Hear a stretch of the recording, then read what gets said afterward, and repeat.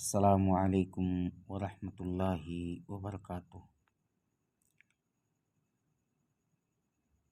نحمدہ و نصلی علی رسولہ الکریم، اما بعد۔ اللہم رب اشرح لی صدری ویسر لی امری واحلل عقدۃ من لسانی یفقہوا قولی۔ سبحانک لا علم لنا الا ما علمتنا انک انت العلیم الحکیم۔ اللہم یسر لنا ولا تعسر علینا، اللہم رب زدنا علما، اللہم رب زدنا علما، اللہم رب زدنا علما، آمین۔ محترم حاضرین، گزشتہ دروس کے اندر توحید الوہیت کے بعض منافی چیزوں کو بیان کیا گیا تھا، کفر کو بھی بیان کیا گیا، کفر کی قسموں کو بیان کیا گیا، شرک اور اس کی قسموں کو بیان کیا گیا، نفاق کی قسموں کو بیان کیا گیا، یعنی بڑی ساری باتیں ہیں۔ آج کے اس درس کے اندر جو ایک اہم مسئلہ ہے اور جس کا تعلق بھی توحید الوہیت سے لوگ جوڑتے ہیں، جو کہ سراسر غلط ہے، اور وہ ہے علم غیب کا دعویٰ کرنا۔ علم غیب کے تعلق سے ایک عام چیز آپ یوں سمجھ لیں کہ غیب کہتے کس کو ہیں، تو غیب کے تعلق سے یہاں واضح طور پر یہ بتلایا گیا کہ جس کو عقل سمجھنے سے قاصر ہو،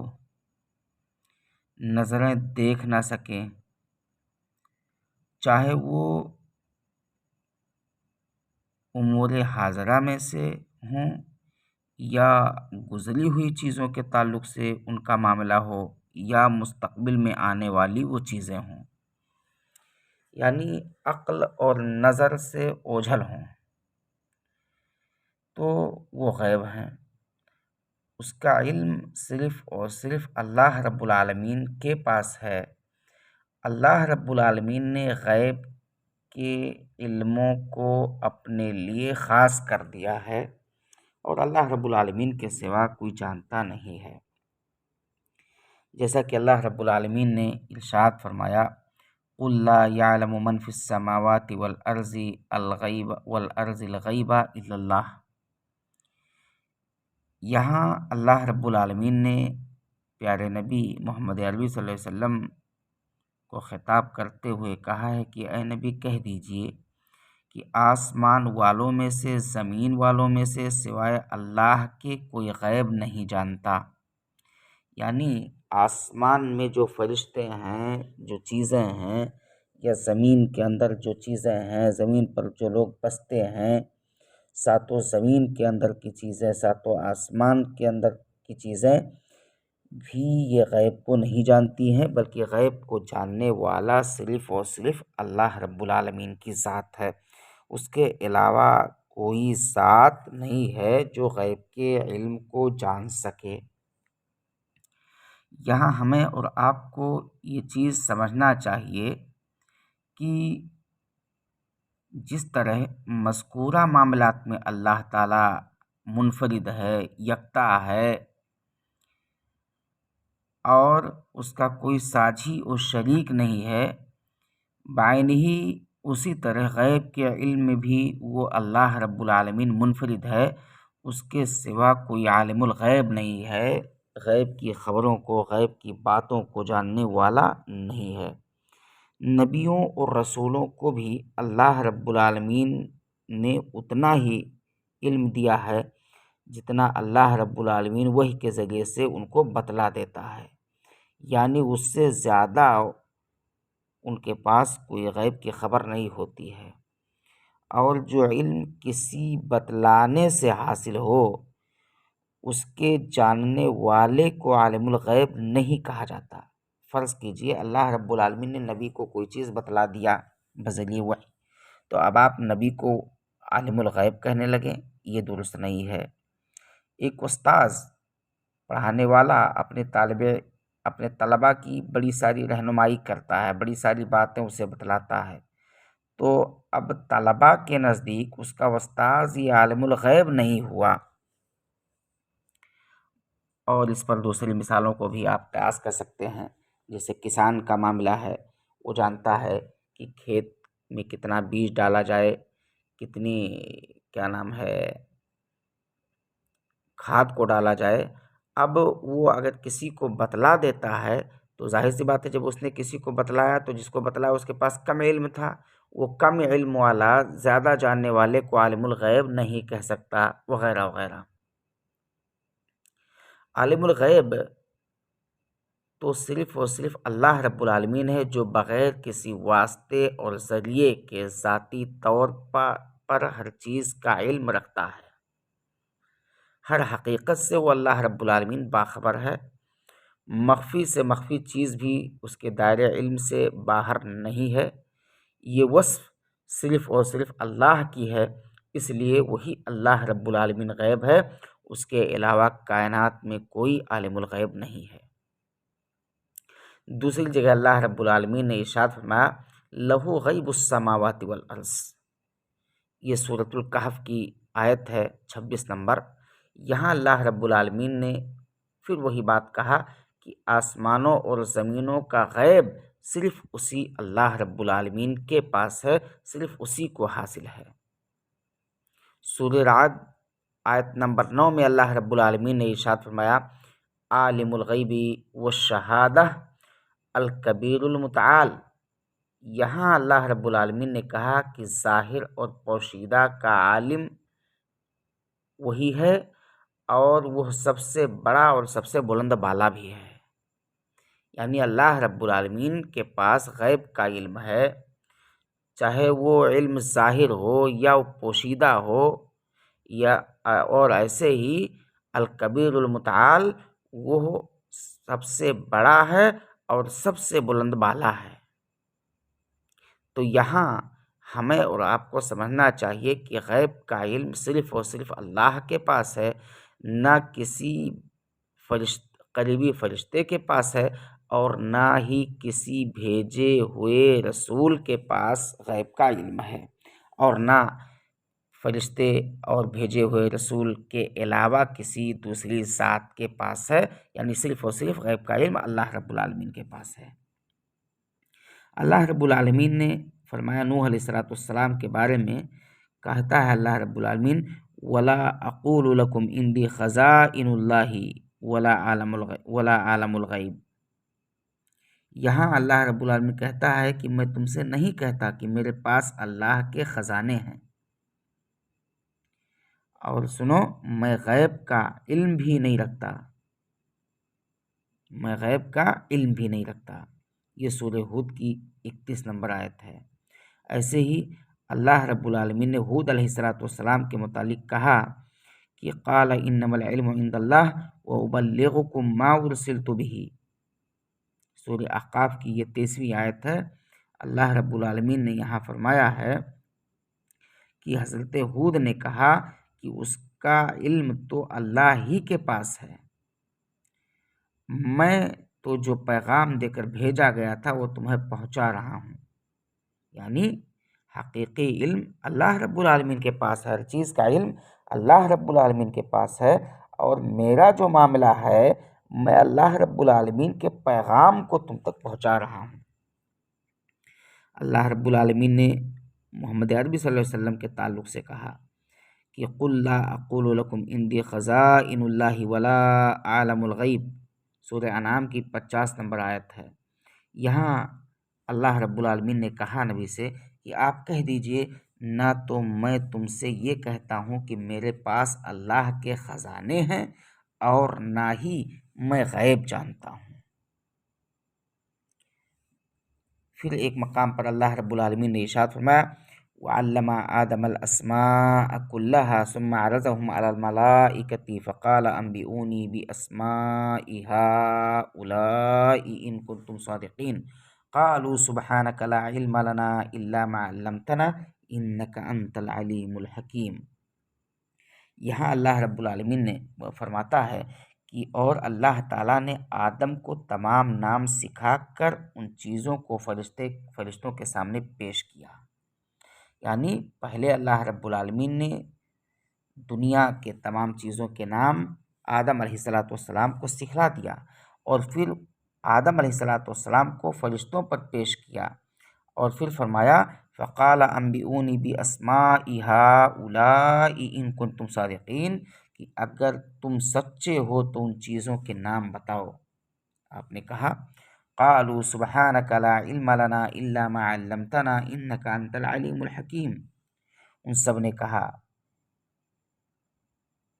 کیا کہ اے اللہ تیری ذات پاک ہے، ہمیں تو صرف اتنا ہی علم ہے جتنا تو نے ہمیں سکھا رکھا ہے، پورے علم و حکمت والا تو ہی ہے۔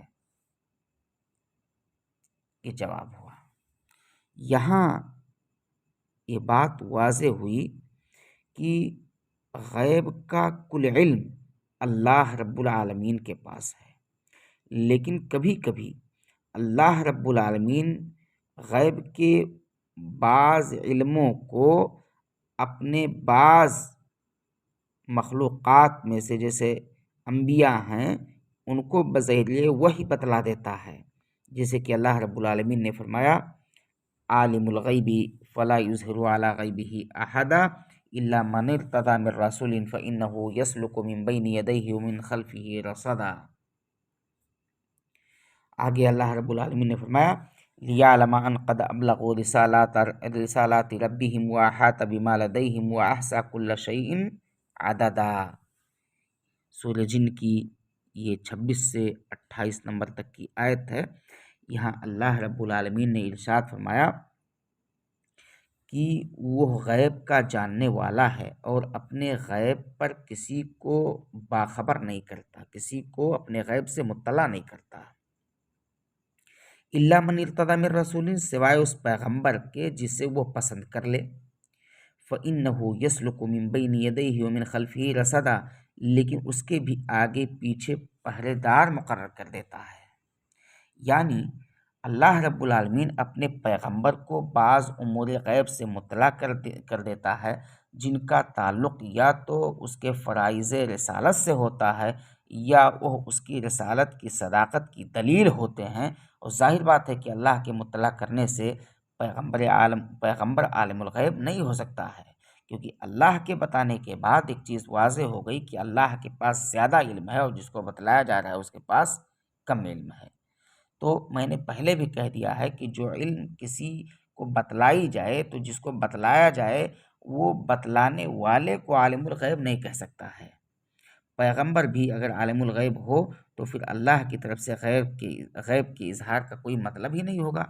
اس لیے کہ عالم الغیب صرف اللہ ہی کی ذات ہے، جیسا کہ یہاں بھی اس کی صراحت فرمائی گئی ہے۔ اور یہ بھی واضح طور پر اللہ رب العالمین نے بیان کیا کہ نزول وحی کے وقت پیغمبر کے آگے پیچھے فرشتے ہوتے ہیں اور شیاطین اور جنات کو وحی کی باتیں سننے نہیں دیتے۔ آگے اللہ رب العالمین نے فرمایا لیعلم ان قد ابلغوا رسالات ربہم واحاط بما لدیہم واحصی کل شیء عددا، کیوں؟ تاکہ ان کے اپنے رب کے پیغام کو پہنچا دینے کا علم ہو جائے۔ اللہ تعالیٰ نے ان کے آس پاس کی چیزوں کا احاطہ کر رکھا ہے، وَأَحَاطَ بِمَا لَدَيْهِمْ وَأَحْصَىٰ كُلَّ شَيْءٍ عَدَدًا، اور ہر چیز کی گنتی کا شمار بھی کر رکھا ہے۔ یہ اللہ رب العالمین کا معاملہ ہے۔ کیوں اللہ رب العالمین ایسا کرتا ہے؟ تاکہ وہ فریضہ رسالت کی ادائیگی صحیح طریقے سے کر سکیں، اور اللہ رب العالمین جو وحی اپنے پیغمبروں کو دیتا ہے وہ اس کی حفاظت بھی فرماتا ہے جو پیغمبروں کی جاتی ہے، تاکہ وہ جان جائے کہ انہوں نے اپنے رب کے پیغامات لوگوں تک ٹھیک ٹھیک پہنچا دیے ہیں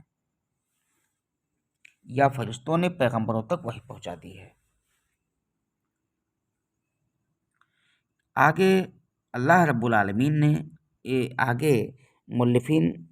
نے فرمایا کہ وَهَذَا مِنَ الْغَيْبِ النِّسَبِ الَّذِي غَابَ عِلْمِهِ عَنْ بَعْضِ الْمَخْلُوقَاتِ، یہاں کہا گیا کہ وَهَذَا من الغیب النسبی،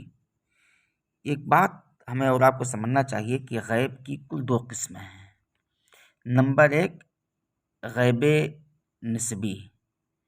اور دوسری چیز ہے غیب مطلق۔ غیب نسبی کا معاملہ یہ ہے کہ اللہ رب العالمین اپنے بعض مخلوقات کو ان علوم سے باخبر کر دے جو چیزیں ان کے پاس پہلے نہیں تھی، وحی کے ذریعے یا کسی بھی طرح سے۔ تو یہ نسبت ہونا ہوا، نہ کہ اس کے تعلق سے یہ کہا جائے گا کہ اسی کے پاس ہی یہ علم تھی۔ دوسری چیز ہے غیب مطلق۔ تو غیب مطلق یہ صرف اور صرف اللہ رب العالمین کے لیے ہے، اور کوئی شخص اگر اس کا دعویٰ کرے تو اس کا دعویٰ غیر درست ہوگا، کیونکہ اللہ رب العالمین نے اس غیب کو اپنے لیے خاص کر لیا ہے۔ اس لیے مسلمانوں پر واجب ہے کہ وہ لوگ غیب کو اپنانے سے ڈریں، غیب کے مدعیان سے ڈریں، اور ایسے ہی جو لوگ دجل اور فریب اور جھوٹے دعوے کرتے ہیں کہ میرے پاس غیب کا علم ہے، ان کے تعلق سے یہ سمجھیں کہ وہ لوگ اللہ رب العالمین پر بہتان باندھ رہے ہیں، اور ایسے لوگ جو دجل و فریب کے شکار ہوتے ہیں، جھوٹے دعوے کرتے ہیں، اسے سمجھنا چاہیے کہ وہ لوگ خود اپنے آپ کو بھی گمراہ کرتے ہیں، اور ایسے لوگ دوسروں کی بھی گمراہی کا سبب بنتے ہیں، اور خود بھی اللہ رب العالمین کے سیدھے راستے سے بھٹکتے ہیں، اور دوسرے لوگوں کو بھی بھٹکا دیتے ہیں، جیسے کہ جادوگر اور جھوٹے لوگ یا ایسے ہی نجومی لوگ کرتے ہیں۔ بعض وہ چیزیں بھی اس سے جڑی ہوئی ہیں جو غیب کے تعلق سے ہیں اور جنہیں غیب کے تعلق سے شمار کیا جاتا ہے۔ بہت سارے لوگوں کا معاملہ ہوتا ہے کہ وہ غیب کا دعویٰ کرتے ہیں، اور اس غیب کے دعوے سے بھولے بھالے مسلمین کے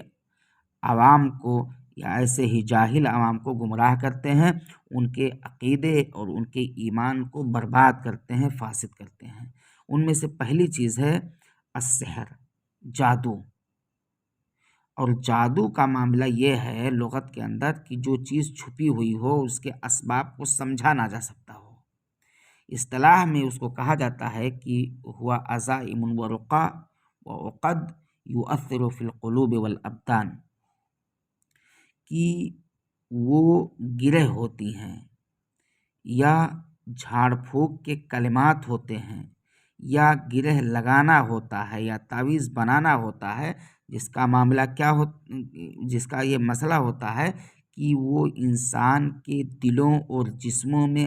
اثر پذیر ہوتے ہیں، مؤثر ہوتے ہیں۔ کبھی انسان ان چیزوں کو استعمال کر کے مریض ہو جاتا ہے، کبھی کوئی انسان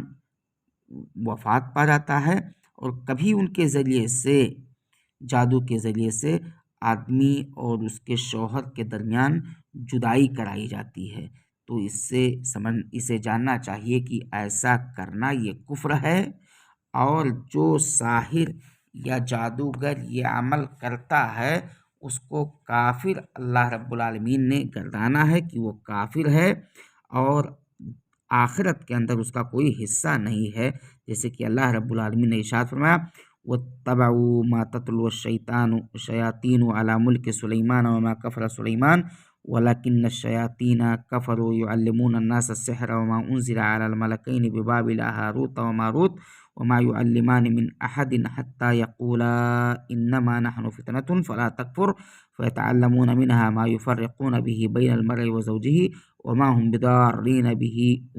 بِضَارِّينَ بِهِ مِنْ أَحَدٍ إِلَّا بِإِذْنِ اللَّهِ وَيَتَعَلَّمُونَ مَا يَضُرُّهُمْ وَلَا يَنْفَعُهُمْ وَلَقَدْ عَلِمُوا لَمَنِ اشْتَرَاهُ مَا لَهُ فِي الْآخِرَةِ مِنْ خَلَاقٍ وَلَبِئْسَ مَا شَرَوْا بِهِ أَنفُسَهُمْ لَوْ كَانُوا يَعْلَمُونَ۔ یہاں اللہ رب العالمین نے فرمایا گیا اس آیت کریمہ کے اندر کہ اللہ رب العالمین کہتا ہے کہ وَاتَّبَعُوا مَا تَتْلُو الشَّيَاطِينُ عَلَى مُلْكِ سُلَيْمَانَ وَمَا كَفَرَ سُلَيْمَانُ وَلَكِنَّ الشَّيَاطِينَ كَفَرُوا يُعَلِّمُونَ النَّاسَ السِّحْرَ وَمَا أُنزِلَ عَلَى الْمَلَكَيْنِ بِبَابِلَ هَارُوتَ وَمَارُوتَ کہ اور اس چیز کے پیچھے لگ گئے جسے شیاطین حضرت سلیمان کی حکومت میں پڑھتے تھے۔ اور کیا ہے آگے معاملہ؟ سلیمان نے تو کفر نہ کیا، وما کفر سلیمان، اور سلیمان علیہ السلام نے تو کفر نہ کیا تھا، وَلَكِنَّ الشَّيَاطِينَ كَفَرُوا يُعَلِّمُونَ النَّاسَ السِّحْرَ، لیکن معاملہ کیا ہوا؟ لیکن یہ کفر شیطانوں کا تھا، وہ لوگوں کو جادو سکھایا کرتے تھے۔ وَمَا أُنزِلَ عَلَى الْمَلَكَيْنِ بِبَابِلَ هَارُوتَ وَمَارُوتَ، اور یہاں آگے بیان کیا گیا کہ اور بابل میں ہاروت و ماروت دو فرشتوں پر جادو اتارا گیا تھا، وہ دونوں بھی کسی شخص کو اس وقت تک نہیں سکھاتے تھے جب تک یہ نہ کہہ دیں کہ ہم تو ایک آزمائش ہیں۔ تو کفر نہ کر، پھر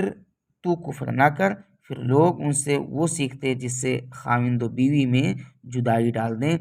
اور دراصل وہ بغیر اللہ تعالیٰ کی مرضی کے کسی کو نقصان نہیں پہنچا سکتے۔ وَيَتَعَلَّمُونَ مَا يَضُرُّهُمْ وَلَا يَنفَعُهُمْ، اور نہ ہی وہ کسی کو، یہ لوگ وہ سیکھتے ہیں جو انہیں نقصان پہنچائے اور نہ نفع پہنچا سکے۔ وَيَتَعَلَّمُونَ مَا يَضُرُّهُمْ وَلَا يَنفَعُهُمْ، اور یہ لوگ وہ سیکھتے جو انہیں نقصان پہنچائے اور نہ نفع پہنچا سکے۔ آگے اللہ رب العالمین نے فرمایا وَلَقَدْ عَلِمُوا لَمَنِ اشْتَرَاهُ مَا لَهُ فِي الْآخِرَةِ مِنْ خَلَاقٍ،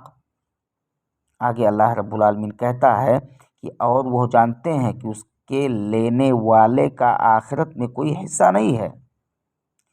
وَلَقَدْ عَلِمُوا لَمَنِ اشْتَرَاهُ مَا لَهُ فِي الْآخِرَةِ مِنْ خَلَاقٍ، کہ آخرت میں اس کا کوئی حصہ ہی نہیں ہے۔ وَلَبِئْسَ مَا شَرَوْا بِهِ أَنفُسَهُمْ لَوْ كَانُوا يَعْلَمُونَ، آگے اللہ رب العالمین نے بیان فرمایا کہ اور وہ بدترین چیز ہے جس کے بدلے وہ اپنے آپ کو فروخت کر رہے ہیں، کاش کہ یہ جانتے، کاش کہ یہ لوگ سمجھتے۔ یعنی ان یہودیوں نے اللہ کی کتاب اور اس کے عہد کی تو کوئی پرواہ نہیں کی، البتہ شیطان کے پیچھے لگ کر نہ صرف جادو ٹونے پر عمل کرتے رہے بلکہ یہ دعویٰ کیا کہ حضرت سلیمان علیہ السلام بھی نعوذ باللہ اللہ کے پیغمبر نہیں تھے بلکہ ایک جادوگر تھے، اور جادو کے زور سے ہی حکومت کرتے تھے۔ تو اللہ رب العالمین نے فرمایا کہ حضرت سلیمان جادو کا عمل نہیں کرتے تھے، کیونکہ عمل سحر تو کفر ہے، اس کفر کا ارتکاب حضرت سلیمان کیوں کر سکتے تھے، وغیرہ وغیرہ۔ آگے بیان کیا گیا، اللہ رب العالمین نے ارشاد فرمایا کہ قُلْ اعوذ برب الفلق من شر ما خلق ومن شر غاسق اذا وقب ومن شر النفاثات فی العقد۔ یہاں اس آیت کریمہ کے اندر اللہ رب العالمین نے عقد کو کیا کہا، جھاڑ پھونک کو، پھونکنے کو تعبیر کیا ہے عقد سے۔ یہ جھاڑ پھونک کو اللہ رب العالمین نے تعبیر کیا ہے کہ یہ بھی جادو سے اس کا تعلق ہے، یعنی جو لوگ گرہ لگاتے ہیں یا بہت زیادہ جھاڑ پھونک کرتے ہیں تو اللہ رب العالمین نے واضح انداز میں کہا کہ یہ کیا ہے، یہ بھی جادو کی قسم سے ہے، اس لیے ایک انسان کو اس سے بچنا چاہیے، کوشش کر کے اس سے بچنا چاہیے، کیونکہ بندہ جو کچھ کرتا ہے اس کا اللہ رب العالمین بروز قیامت سوال کرے گا، اس کا اللہ رب العالمین محاسبہ کرے گا، اور جب اللہ رب العالمین کا محاسبہ ہوگا تو اللہ رب العالمین کسی بندے کو اتنی آسانی کے ساتھ جس طرح سے بندہ چاہتا ہے اس کو نجات نہیں دے گا۔ اللہ تعالیٰ فرماتا ہے قُلْ اعوذ برب الفلق، کہ یہاں کہا گیا کہ اے نبی آپ کہہ دیجئے کہ میں صبح کے رب کی پناہ میں آتا ہوں۔ فلک کے معنی صبح کے ہیں، جیسے کئی معنی ہیں لیکن یہاں سب سے صحیح معنی یہ ہے کہ صبح کے ہیں۔ دوسری آیت میں اللہ رب العالمین نے فرمایا من شر ما خلق، ہر اس چیز کے شر سے جو اس نے پیدا کیا ہے۔ ومن شر غاسق اذا وقب، اور اندھیری رات کی تاریکی کے شر سے جب اس کا اندھیرا پھیل جائے۔ آگے اللہ رب العالمین نے فرمایا وَمِن شَرِّ النَّفَّاثَاتِ فِي الْعُقَدِ، اور گرہ لگا کر ان میں پھونکنے والوں کے شر سے بھی میں پناہ چاہتا ہوں۔ نفاثات یہ مؤنث کا صیغہ ہے جو النفوس موصوف محذوف کی صفت ہے، یعنی یہاں اصلاً یہ ہے من شر النفوس النفاثات، یعنی گرہوں میں پھونکنے والے نفسوں کی برائی سے پناہ، یعنی جادو کا کالا عمل کرنے والے مرد اور عورت دونوں سے پناہ چاہتا ہوں۔ تو یہاں معاملہ کیا ہے کہ جادوگر پڑھ پڑھ کر پھونک مارتے اور گرہ لگاتے جاتے ہیں۔ عام طور پر جس پر جادو کرنا ہوتا ہے اس کے بال یا کوئی چیز حاصل کر کے اس پر یہ عمل کیا جاتا ہے۔ آگے اللہ رب العالمین نے فرمایا وَمِن شَرِّ حَاسِدٍ اِذَا حَسَد، اور حسد کرنے والے کی برائی سے بھی جب وہ حسد کرے۔ یعنی حسد یہ ہے کہ حاسد محسوس سے زوال نعمت کی آرزو کرتا ہے، حاسد محسوس سے زوال نعمت کی آرزو کرتا ہے کہ فلاں کو یہ نعمت کیوں مل گئی، فلاں سے یہ نعمت چھن جائے۔ تو یہ جادو انسان کو کفر تک پہنچاتا ہے، اور جادوگر یہ کافر ہوتا ہے، اور جادو کرنے سے انسان کے ایمان اور عقیدے یہ فاسد ہو جاتے ہیں۔ اس لیے یہ جادو کا عمل غیب کے علموں میں سے ایک علم مانا گیا ہے، کیونکہ جادوگر بہت ساری چیزوں کو کہتا ہے اور یہ کہتا ہے کہ اس کا علم مجھے ہے اور کسی کو نہیں ہے، اور اس سے آپ کو فائدہ پہنچے گا اور آپ کو نقصان نہیں پہنچے گا، یا نقصان پہنچانا ہوتا ہے تو کہتا ہے آپ کو نقصان پہنچے گا، اس سے فائدہ نہیں پہنچے گا۔ تو اس سے انسان کو بچنا چاہیے۔ اس کے بعد دوسرا مسئلہ ہے التنجیم، علم النجوم، یعنی آسمان کے حالات کو دیکھ کر کے کچھ چیزیں انسان کہتا ہے کہ ایسا ہونے والا ہے زمین پر، اس طرح سے حادثہ ہونے والا ہے، چاہے ہو یا نہ ہو، لیکن وہ ایک دعویٰ کر کے بتلاتا ہے نجومی۔ عبداللہ ابن عباس رضی اللہ تعالیٰ عنہما سے مروی ہے، کہتے ہیں کہ رسول اللہ صلی اللہ علیہ وسلم نے ارشاد فرمایا، کیا ارشاد فرمایا؟ آپ نے کہا کہ من اقتبس علما من النجوم فقد اقتبس شعبۃ من السحر زاد ما زاد،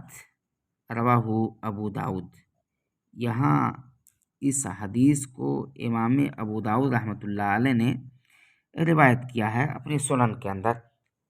عبداللہ ابن عباس رضی اللہ تعالیٰ عنہ کہتے ہیں کہ نبی کریم صلی اللہ علیہ وسلم نے فرمایا جس نے نجوم کا کوئی علم سیکھا اس نے جادو کا ایک حصہ سیکھا، چنانچہ جو اس میں اپنا حصہ بڑھانا چاہتا ہے بڑھا لے، یعنی جس قدر وہ جادو کا علم سیکھے گا اسی قدر اس کا حصہ یہ بڑھتے جائے گا۔ علم نجوم سے مراد وہ علم ہے جس کے ذریعے سے غیب کی خبریں اور اوقات اچھے یا برے یا منحوس یا مفید یا غیر مفید ہونے کی باتیں بتائی جاتی ہیں، اور وہ لوگ ان کے اثر انداز ہونے کا اعتقاد بھی رکھتے تھے۔ یہاں شریعت نے کہانت سے لوگوں کو روکا اور اس پر سخت وعید فرمائی ہے۔ اگر ستاروں کے ذریعے سے اوقات معلوم کیے جائیں یا راستے اور سمتیں متعین کیے جائیں تو یہ بالاتفاق جائز ہے، حدیث کے آخری جملے میں تحدید اور انذار یہ ڈرانے کے معنی میں استعمال ہوا ہے۔ اس کے بعد ایک اور مسئلہ ہے زجر الطیر والخط فی الارض، پرندوں کے ذریعے سے فال لینا، پرندے اڑا کر کے، یا زمین کے اندر خط کھینچ کر کے، لکیریں پار کر کے، لکیریں بنا کر کے، نشانات بنا کر کے، تو یہ ساری چیزیں بھی کہانت میں سے ہیں۔ یہ ساری چیزیں اسے شریعت نے منع کیا ہے۔ حدیث میں قطن بن قبیصہ یہ اپنے باپ سے روایت کرتے ہیں، کہتے ہیں کہ میں نے رسول اللہ صلی اللہ علیہ وسلم کو فرماتے ہوئے سنا، العیافۃ والطیرۃ والطرق من الجبت، العیافۃ والطیرۃ والطرق من الجبت ای من السحر، یعنی یہاں جو کہا گیا ہے، قطن بن قبیصہ نے اپنے والد سے روایت کرتے ہوئے کہا کہ میں نے رسول اللہ صلی اللہ علیہ وسلم کو سے سنا، آپ صلی اللہ علیہ وسلم فرما رہے تھے کہ عیافہ، تیرا اور ترق جادو اور کہانت میں سے ہیں۔ عیافہ، تیرا اور ترق جادو اور کہانت میں سے ہیں۔ ترق سے مراد پرندے اڑانا اور عیافہ سے مراد لکیریں کھینچنا ہے۔ یعنی ترق کا معاملہ یہ ہے کہ اس کے ذریعے سے لوگ لکیریں کھینچتے تھے، اور عیافہ کا معاملہ یہ ہے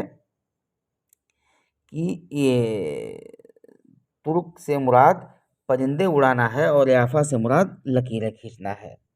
تیرا کے معنی ہے پرندوں کی آوازوں یا کسی بھی پسندیدہ یا ناپسندیدہ چیز کو دیکھ کر فعال یا بدفعلی لینا، اور ظاہر ہے کہ شریعت میں ان کی کوئی اصل نہیں ہے کہ پرندوں کو دیکھ کر کے کوئی شخص فعلی یا نیک فعال یا بدفعال لے، اس سے شریعت نے روکا ہے۔ ان کے نام سن کر کے یا ان کی آواز سن کر کے یا ان کے گزرنے کی وجہ سے، جیسے کہ معاشرے کے اندر رائج ہے کہ اگر ٹٹیلی کسی گھر کے سامنے صبح میں بھورے میں کڑی آواز لگا دے تو لوگ کہتے ہیں کہ اس گھر پر کوئی آفت آنے والی ہے، کوئی مصیبت آنے والی ہے۔ یا ایسے ہی بلی کے بارے میں ہے کہ بلی اگر بیٹھ کر کے کسی گھر میں روتی ہے تو اس سے اس گھر کے اوپر آفت آنے والی ہوتی ہے، پریشانی آنے والی ہوتی ہے۔ حالانکہ حقیقتاً اس کا کوئی تصور نہیں ہے، یہ سب فعل بد ہے۔ حقیقی علم اللہ رب العالمین کے پاس ہے، اللہ رب العالمین بہتر جانتا ہے۔ یا ایسے ہی کنکریاں مار کر کے بہت سارے لوگ غیب کے علم کا دعویٰ کرتے ہیں، اس کا بھی شریعت کے اندر کوئی تصور نہیں ہے، یہ چیز بھی جائز اور درست نہیں ہے۔ اس کے بعد ایک چوتھی چیز ہے الکہانہ۔ کہانہ یعنی علم غیب کا دعویٰ کرنا، اور اصل میں کہانت کیا ہوتا ہے کہ جن لوگ فرشتوں کی بعض باتوں کو سن کر اچکتے ہیں اور پھر اچک کر کے آتے ہیں کاہن کو، نجومی کو بتلاتے ہیں۔ جناب ابو ہریرہ رضی اللہ تعالیٰ عنہ نے نبی اکرم سے مروی ہے، کہتے ہیں نبی اکرم صلی اللہ علیہ وسلم نے ارشاد فرمایا، آپ نے کہا من اتی کاہنا فصدقہ بما یقول فقد کفر بما انزل علی محمد صلی اللہ علیہ وسلم، کہ جو شخص کسی کاہن کے پاس گیا جو غیب کی خبریں دیتا ہو اور پھر اس کی تصدیق کی تو وہ محمد صلی اللہ علیہ وسلم پر نازل کردہ دین سے بری ہے۔ یعنی کاہن کا معاملہ کیا ہوتا ہے کہ مستقبل اور غیب کی خبریں یہ بتاتا ہے، اور نجومی کا معاملہ یہ ہوتا ہے کہ یہ آسمان میں دیکھ کر کے آسمان کے بعض احوال اور کیفیات کو سمجھ کر کے اور اس سے کچھ استدلالات کرتے ہیں کہ زمین پر ایسے حوادث واقع ہونے والے ہیں۔ اور کاہن کا ایک معاملہ یہ بھی ہے کہ یہ دست شناس بھی ہوتا ہے، ہاتھ دیکھ کر کے، ہاتھ کی لکیریں دیکھ کر کے یہ انسان کے موت اور حیات اور یہ امیری اور غریبی، بلاؤں اور مصیبتوں کے آنے اور نعمتوں کے چھن جانے وغیرہ کا یہ دعویٰ کرتا ہے۔ حالانکہ یہ ساری چیزیں غیر درست ہیں، اسلام میں اس کا کوئی تصور نہیں ہے۔ اس حدیث کو امام ابو داؤد رحمۃ اللہ علیہ نے، امام احمد رحمۃ اللہ علیہ نے اور امام حاکم رحمۃ اللہ علیہ نے اپنی اپنی سنن کے اندر جگہ دیا ہے۔ امام ابو داؤد رحمۃ اللہ علیہ نے اپنے سنن میں، امام احمد رحمۃ اللہ علیہ نے اپنی مسند میں، اور امام حاکم نے بھی اپنی مسند میں اس کو جگہ دیا ہے۔ اس کے بعد ہے پانچویں قسم کتابت حروف ابجاد۔ دیکھیے حروف کی قسمیں ہیں، ابجد، حوز، حتی، کلمن۔ تو نجومیوں کا معاملہ یہ ہوتا ہے، کاہنوں کا معاملہ یہ ہوتا ہے کہ وہ لوگ کیا کرتے ہیں کہ ان حروف کو بعض خاص عدد دیتے ہیں، گنتی دیتے ہیں، اور اسی گنتی کو لوگوں کے نام سے شمار کرتے ہیں، اور زمانے کو بھی اور جگہوں کو بھی شمار کرتے ہیں۔ پھر اس کے بعد انسان کے اچھے یا منحوس ہونے کا حکم لگاتے ہیں، حالانکہ اس کا بھی کوئی تصور نہیں ہے۔ عبداللہ ابن عباس رضی اللہ تعالیٰ عنہ نے بیان فرمایا، کہتے ہیں کہ فی قوم یکتبون ابجاد وینظرون فی النجوم، کہ ایک قوم کا معاملہ ایسا تھا کہ وہ گنتی الفاظ کو، بعض نام حروف کو بعض گنتی عطا کرتے تھے، اور پھر انہیں غور سے دیکھ کر کے ان سے بعض چیزوں کا استدلال کرتے تھے۔ اگر کوئی شخص ایسا کر رہا ہے تو اللہ رب العالمین کے نزدیک اس کا کوئی حصہ نہیں ہے۔ اسے امام عبدالرزاق رحمۃ اللہ علیہ نے اپنی مصنف کے اندر روایت کیا ہے۔ اس کے بعد چھٹی قسم ہے القراءۃ فی الکف والفنجان، کہ کپ وغیرہ میں لکھنا، اور اس کے ذریعے سے بھی انسان حوادث مستقبلیہ کا دعویٰ کرتا ہے کہ مستقبل میں ایسے ایسے حادثہ ہونے والا ہے، کسی کی موت کے تعلق سے، یا اس کی زندگی کے تعلق سے، یا اس کی محتاجگی کے تعلق سے، یا اس کی مالداری، یا اس کی صحت و عافیت کے تعلق سے، یا اس کی بیماری وغیرہ کے تعلق سے، حالانکہ شریعت کے اندر اس کا بھی کوئی تصور نہیں ہے، اور یہ بھی چیزیں غلط ہیں، اور یہ بھی علم غیب کے دعویٰ کرنے والوں سے متعلق ہیں۔ اس کے بعد ساتویں قسم ہے تحذیر الارواح، کہ لوگ روحوں کو حاضر کرتے ہیں۔ بعض لوگ یہ دعویٰ کرتے ہیں کہ وہ لوگ روحوں کو حاضر کر لیں گے، مرے ہوئے لوگوں کی روحوں کو، اور مرے ہوئے لوگوں کے اخبار، حالات کا وہ پتہ بھی بتا دیں گے سوال کر کے، کہ وہ اچھی حالت میں ہیں یا پریشانی میں ہیں، اللہ رب العالمین کی جانب سے ان کو سزائیں مل رہی ہیں، یا اللہ رب العالمین کا انعام ان کو مل رہا ہے، وغیرہ وغیرہ۔ تو یہ بھی دجل اور شعوذہ شیطانیہ کی قسموں میں سے ہے، یعنی مکر و فریب ہے، اور شیطانی وسوسوں سے یہ تعلق رکھتا ہے، اور اس کے ذریعے سے بھی ایک عالم علم غیب کا مدعی لوگوں کے عقائد اور اخلاق کو بگاڑتا ہے، اور جاہل لوگوں کو پھنساتا ہے، پریشان کرتا ہے، اور ان کے مال کو باطل طریقے سے کھاتا ہے، اور اس کے ذریعے سے بھی وہ غیب تک پہنچنے کا دعویٰ کرتا ہے کہ وہ اپنے بعض حرکات کی وجہ سے، بعض اذکار اور اوراد سے وہ روحوں کو حاضر کرے گا، حالانکہ اس کا بھی اسلام کے اندر کوئی تصور نہیں ہے، اور اسلام اس سے بھی منع کرتا ہے۔ حقیقی علم غیب اللہ رب العالمین کے پاس ہے، کاہن اور نجومی وغیرہ کے پاس ایسی کوئی چیز نہیں ہے۔ اس کے بعد آٹھویں قسم ہے التطیر، یعنی پرندوں سے فالے بد لینا، یا چوپایوں سے فالے بد لینا، یا دوسری چیزوں سے فالے بد لینا۔ شریعت میں اس کا بھی کوئی تصور نہیں ہے، یہ بھی شرک ہے، اور اس کے شیطان اس کے ذریعے سے انسان کو ڈراتا ہے، انسان کے دلوں میں اپنے خوف کو ڈالتا ہے۔ عمران بن حسین رضی اللہ تعالیٰ عنہ سے مرفوعاً مروی ہے کہ لیس منا من تطیر او تطیر له او تکہن او تکہن له او سحر او سحر له ومن اتى کاہنا فصدقه بما يقول فقد کفر بما انزل على محمد صلی اللہ علیہ وسلم، رواه البزار۔ امام بزار رحمۃ اللہ علیہ نے اس روایت کو، اس حدیث کو اپنی مسند کے اندر روایت کیا ہے کہ جو شخص پرندوں سے فالے بد لے، یا دوسروں کے لیے فالے بد کرے، جو لوگ اس کا تصور کریں یا جادو کرے یا جادو کرائے یا وغیرہ، یا کسی کاہن کے پاس جائے اور اس کاہن کی تصدیق کرے، تو اس کا مطلب یہ ہے کہ محمد عربی صلی اللہ علیہ وسلم پر جو شریعت نازل ہوئی ہے وہ اس کا انکار کرنے والا تسلیم کیا جائے گا۔ اللہ رب العالمین سے دعا ہے کہ باری تعالیٰ مسلمانوں کے احوال کو درست کر دے اور مسلمانوں کو دین کی فقہ عطا کرے، اور مسلمانوں کو مجرمین اور مجرمین کے دھوکے سے بچنے کی توفیق دے۔ یہ ساری چیزیں، چاہے یہ تطیر ہوں یا تحذیر الارواح ہوں یا القراء فی الکف ہوں یا ایسے ہی کتابت و حروف ابجاد، یا ایسے ہی الکہانہ ہو یا زر الطیر ہو یا تنجیم ہو یا سحر ہو، ان سب کا تعلق یہ علم غیب سے ہے۔ اور ہم نے آپ کو پہلے بتایا ہے کہ غیب کا حقیقی علم یہ اللہ رب العالمین کے پاس ہے۔ اللہ رب العالمین کبھی کبھی بعض چیزوں کو اپنے خاص پیغمبروں کو بتا دیتا ہے، تو اس کا یہ مطلب نہیں کہ ہر کوئی علم غیب جانتا ہے۔ یہیں پر ایک بات میں آپ لوگوں کو اور بتانا چاہتا ہوں اس کی تردید کے لیے، کہ اگر لوگ علم غیب کو جانتے اور سمجھتے، لوگوں کے ہاتھ کو دیکھ کر کے، دست شناسی کر کر کے لوگوں کی قسمت کا فیصلہ سناتے، اور لوگوں کے غنی اور محتاجگی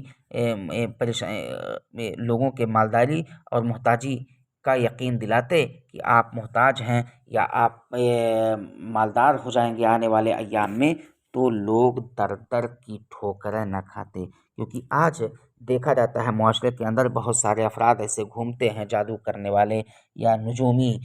یا کاہن، کی جو لوگوں کے ہاتھ کو دیکھ کر کے ان کی قسمت کے فیصلے سناتے ہیں۔ تو جب فیصلے سناتے ہیں تو وہ کچھ چیزیں طلب کرتے ہیں، کچھ پیسے طلب کرتے ہیں یا چاول دال طلب کرتے ہیں۔ اگر ان کو دیا جاتا ہے تو کہتے ہیں اتنا نہیں، مزید چاہیے۔ اب یہیں پر اس کی صداقت اور غیر صداقت کا آپ لوگوں کو علم حاصل ہو جانا چاہیے کہ اگر یہ بندہ ہمارے ہاتھ کو دیکھ کر کے ہماری قسمت کے فیصلے سنا سکتا ہے اور سچا فیصلہ بتا سکتا ہے، تو یہ اپنی قسمت کا فیصلہ کیوں نہیں سنا سکتا ہے کہ فلاں آدمی کے ساتھ میں یہ معاملہ کروں گا تو مجھے اتنا مال عطا کرے گا یا اتنی نعمتوں سے نوازے گا۔ اس کا مطلب یہ ہے کہ یہ سب کے سب ڈھکوسلے باز ہوتے ہیں اور اس کا اسلام سے کوئی تعلق نہیں ہے۔ اللہ رب العالمین کی الوہیت سے اس کا تعلق کیا ہے کہ اللہ رب العالمین حقیقی معبود ہے، اسی حقیقی معبود کی عبادت ہمیں اور آپ کو کرنا چاہیے۔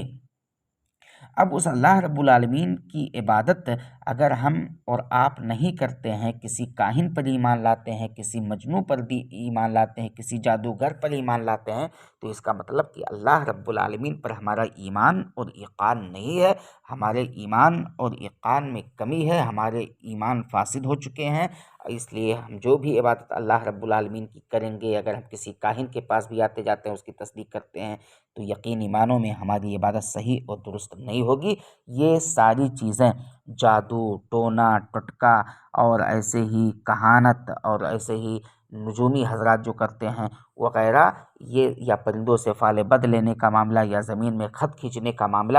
یہ سب کے سب توحید کے ضد ہیں، اور ایسا کرنے سے انسان شرک ہی نہیں بلکہ کفر کے درجے تک پہنچ سکتا ہے، اور جب وہ کفر تک پہنچ جائے گا تو کافر کا معاملہ یہ ہوتا ہے کہ مخرج من الملہ خالد مخلد فی النار، کہ وہ دائرہ اسلام سے خارج تسلیم کیا جائے گا، اور بروز قیامت اللہ رب العالمین ایسے شخص کو ہمیشہ جہنم میں ڈال دے گا۔ باری تعالیٰ سے دعا ہے کہ اللہ رب العالمین ہمیں کفر اور شرک سمیت توحید کے مسائل کو جاننے کی توفیق دے، تاکہ ہم اچھائیوں کے خوگر بن جائیں اور برائیوں سے اجتناب کرنے والے ہو جائیں۔ اللہ رب العالمین ہم تمام لوگوں کو اس کی توفیق دے، آمین۔ وآخر دعوانا ان الحمد للہ رب العالمین۔ السلام علیکم ورحمۃ اللہ وبرکاتہ۔